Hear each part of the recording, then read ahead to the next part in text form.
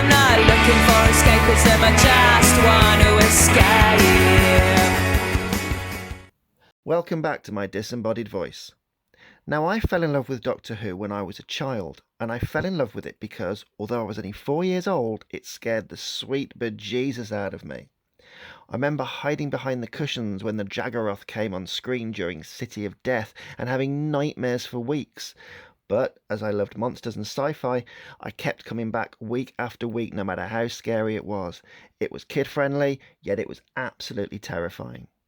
When Russell T Davies brought Doctor Who back in 2005, he kept faith with the notion that the show was for all ages but was mostly kid-friendly. And one of the most important things Russell T Davies stated was the companion of the Doctor. He stated the companion was the eyes which we would view the world through, the human who added the humanity, and the person the drama could spread from. In his tenure, we got Rose, Martha, Donna, and even subsidiary companions like Jack, Mickey, and, God rest his soul, Donna's Gramps, played by the beloved Bernard Cribbins. Russell T Davies knew the Doctor was a dark and unstable storm, a monster inside a Time Lord suit who wanted to do the best he could but would murder, destroy, break all the rules and mould the situation to whatever he wanted, and of course he would leave a trail of destruction in his wake when it came to those who travelled with him. The Doctor is very narcissistic. He wants to be admired, followed and adored, but he is also a lonely soul who just wants some company.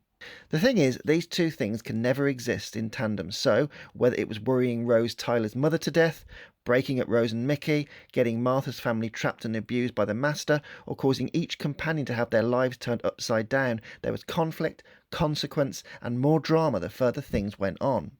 Fast forward to the current era, skipping the Moffat years, as he knew a thing or two about companions, minus Clara, who I just couldn't stand. Anyway, we arrive at Jodie Whittaker, useless prick Chibnall, and the fam.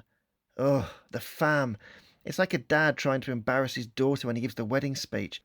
It's a ridiculous phrase with no meaning and, bearing in mind the Doctor destroys his companions and never settles down with them for selfish reasons, and also some selfless ones, as he knows he is a car crash, he keeps a superficial distance because he knows that each one who travels with him will either leave him, he will leave them, or they will die.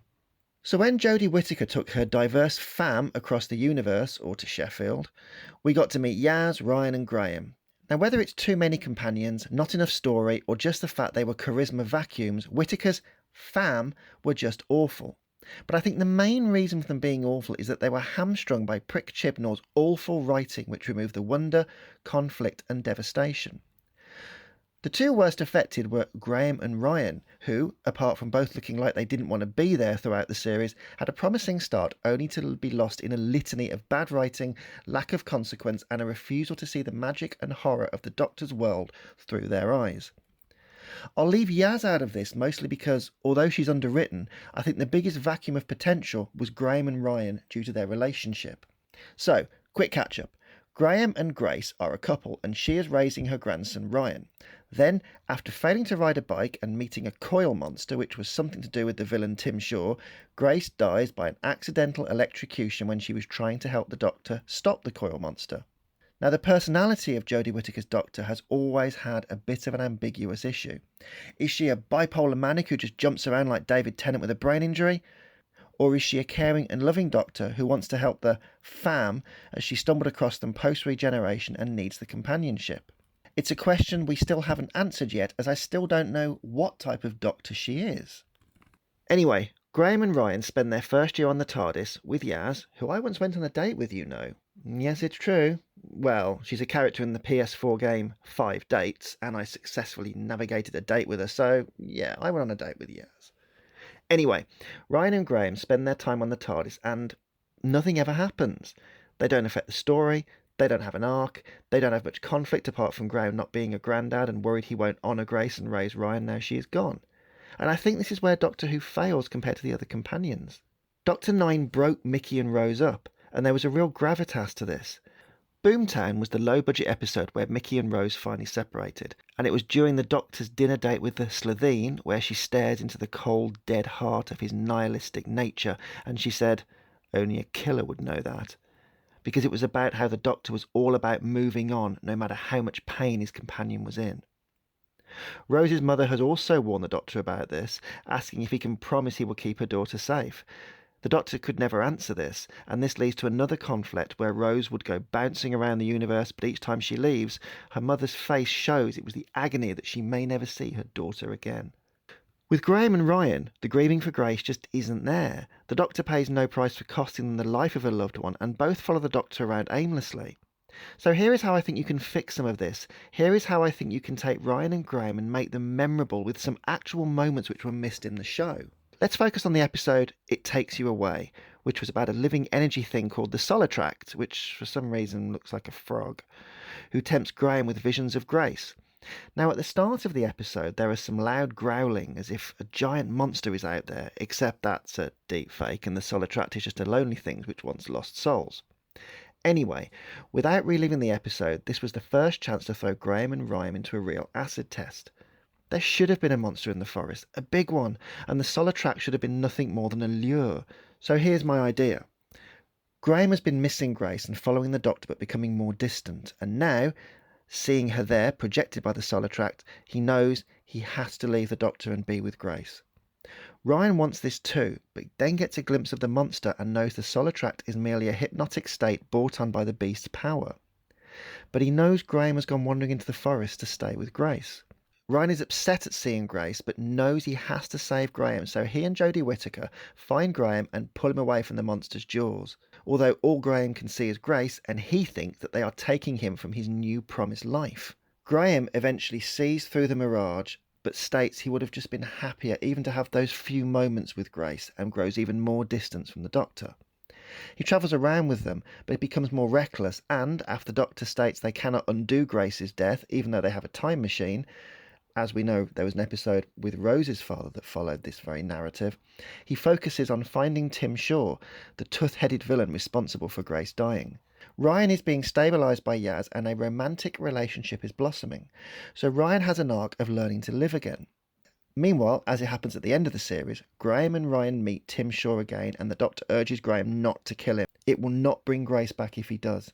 But Graham refuses and kills Tim Shaw, but then lies to the Doctor and says, "Oh no, I didn't do it, I just trapped him, don't worry, I haven't changed." Now Graham is torn and he becomes even more distant and even more reckless and even tries to sabotage the Tardis to find a way back to Grace, even though the Doctor says this cannot happen. Ryan is drifting away and Graham is all but lost as an outsider who the Doctor abandons due to his betrayal and lies. Here we have conflict, drama, and now we can hit the second season knowing Ryan will need to patch things up with Graham. There'll be a reconciliation, or maybe there'll be an even further trip into a very dark place where we're not sure if Graham will come back from. There were some crucial scenes in the second season actually where the fam was at home and Ryan and Graham were having different lives. Ryan was living with a friend who was suffering and didn't want him to go back out with the Doctor, and Graham was boasting to his friends about the cruises and adventures he goes on. The problem at the end of the episode, when they all return, is that nothing has changed, despite another trip on the TARDIS and the hints and the breadcrumbs that were set up at the beginning of the episode. So let's look at how this could have also affected Graham's story, and also Ryan's. When Graham and Ryan both left, there should have been something of jeopardy in leaving behind. Graham is leaving behind friends who he's boasting to. But if he keeps going away, they're going to eventually forget about him and move on. Ryan has a friend who's suffering badly.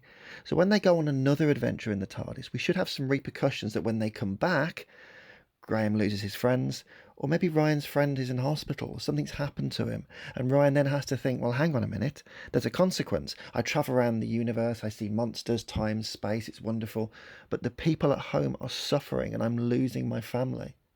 Martha had this. Rose had this. Even Amy had this because she was getting married, and when she ran off with the Doctor that fateful night, the raggedy Doctor, she risked losing everything. But in these episodes, when people come back from a trip on the TARDIS, they just slot back into normal life. Nothing changes. Nothing happens. Anyway, back to our Solitract story. Graham's been left at home, and he's bitter and missing the TARDIS, but he is unable to settle down and readjust to an old life. However, Ryan comes back and they patch things up. Ryan isn't in the TARDIS much because, as we discussed, his friend is unwell and needs him. But as Graham needs to fill his empty life, now all his friends have gone, He tricks Ryan into persuading the Doctor that he has changed, so Ryan and Graham go back out with the Doctor at this point. From here on in, you can even bring in Ryan's father that was in that Christmas episode with the junkyard Dalek. Ryan has got closer to his estranged father after Graham got distant. Ryan doesn't want to go back to the TARDIS as he is getting his dad back, but does it for Graham. Anyway, spin whatever monsters and stories you want from here, but Graham takes the TARDIS back to Grace, causes a paradox and puts Ryan in danger. The Doctor refuses to help as she knows what happens when you mess with time. So Graham sacrifices himself in the end to save Ryan in a form of redemption. Ryan then comes home and finds out his friend has got even worse, passed away, or doesn't want to talk to him because he left him alone for a year, as we know the TARDIS can jump around without always getting back on time. Ryan then decides he has to stay, and this begins his exit.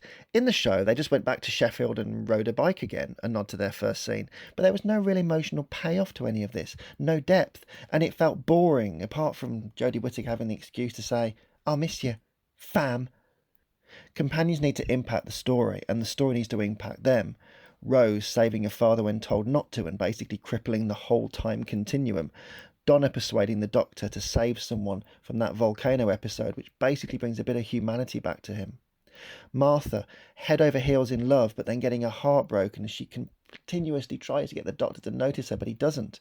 There was conflict, drama. All we have ever had with Graham and Ryan is, "I won't call you Grandad." "Okay, I will call you Grandad. I miss Grace." There's no arc to any of them, and they leave the TARDIS as they went in. Charisma vacuums who didn't grow, didn't change, didn't affect the Doctor, and weren't really affected by the Doctor. Graham and Ryan could have been a magical idea of two grieving people trying to change through time travel but growing apart, not respecting the Doctor's rules and being tempted by the universe. The Doctor should have also paid a price for ruining their lives too. The Doctor has a duty of care to his or her companions. Even in Moffat's era, it was all about ensuring the safety of those who travelled with him. Whittaker's Doctor just bumbles around and, when separated, just keeps saying, "I'm coming, fam." But she doesn't affect them and doesn't get affected by them. Anyway, Chibnall's terrible era is coming to an end soon, and hopefully we'll get some companions who can affect the story and will be under the much better writing of Russell T Davies. Graham and Ryan had everything there to be a bickering, angry, comedic, yet loving pair who wrecked and repaired themselves through the TARDIS and the Doctor. And the Doctor should have played her part in this too. Yet after travelling all of time and space, and Sheffield for budgetary reasons, all we know is that Ryan learned how to ride a bike and call Graham Grandad. Anyway, just a rant this week. So, until the next video, I'll catch you later.